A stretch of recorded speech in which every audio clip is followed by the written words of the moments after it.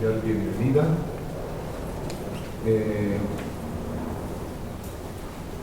A las actividades del Coloquio Internacional de Ciencias Políticas y Sociales en homenaje al pensador y dirigente político Vicente Lombardo Toledano en el 120 aniversario de su natalicio.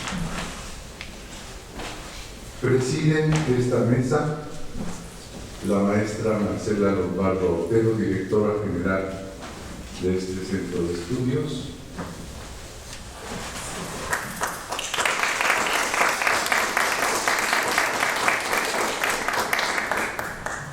El profesor José San Martínez Plugues, miembro honorífico de este centro de estudios.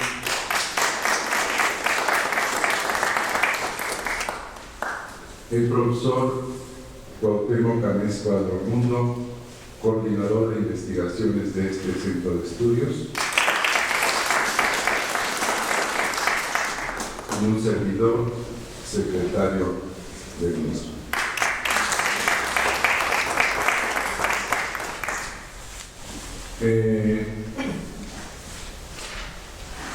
Por rigor, cedemos la palabra a la maestra Marcela Lombardo, que dirigirá unas palabras de inauguración antes de comenzar con nuestros trabajos.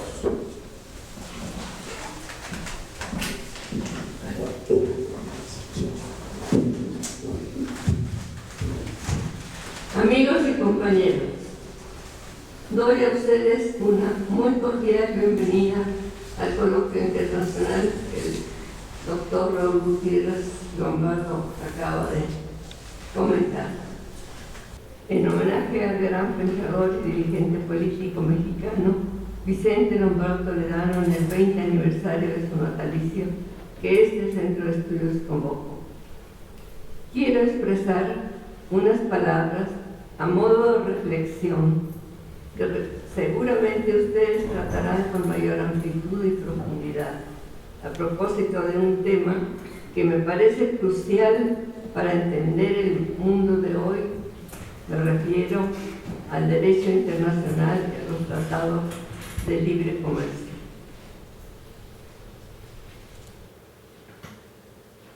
El derecho internacional durante el siglo XX y lo que va del XXI ha producido numerosos tratados, resoluciones y declaraciones que los estados signatarios asumieron como obligaciones con carácter vinculante en el ámbito del derecho nacional e internacional, lo cual significó el compromiso a realizar modificaciones y suprimir obstáculos para la efectiva aplicación de los mismos.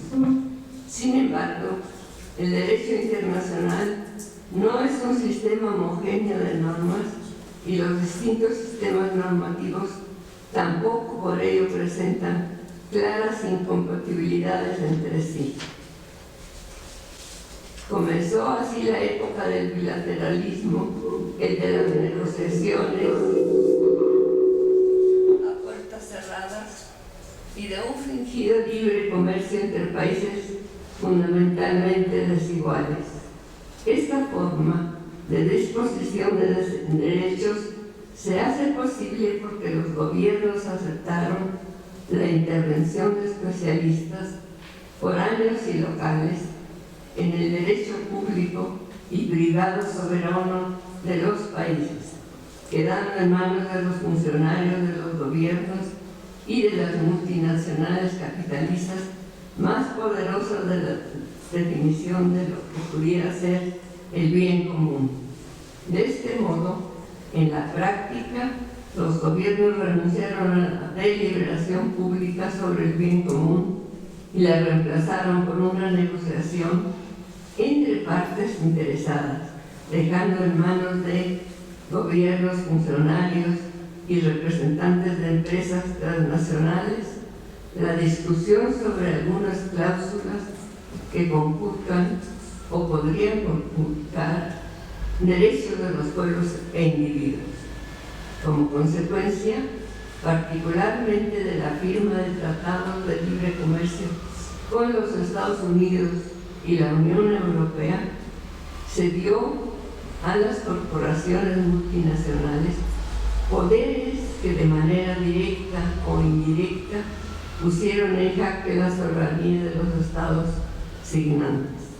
Por ello, entre las consecuencias para los países de la periferia, podemos nombrar la sistemática cesión de los derechos de sus pueblos, muchos de ellos consagrados en las constituciones de los países que firmaron los acuerdos bilaterales, como es el caso del derecho a la salud, uno de cuyos componentes esenciales es el acceso a los medicamentos.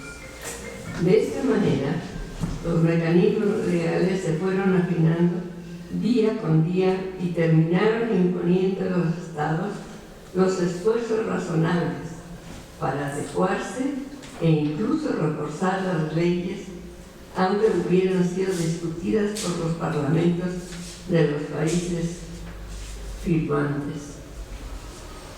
Los gobiernos llevaron hacia adelante las negociaciones para cambiar la legislación vigente sobre derechos de propiedad, control de inversiones extranjeras e incluso cambio o reemplazo de la legislación laboral.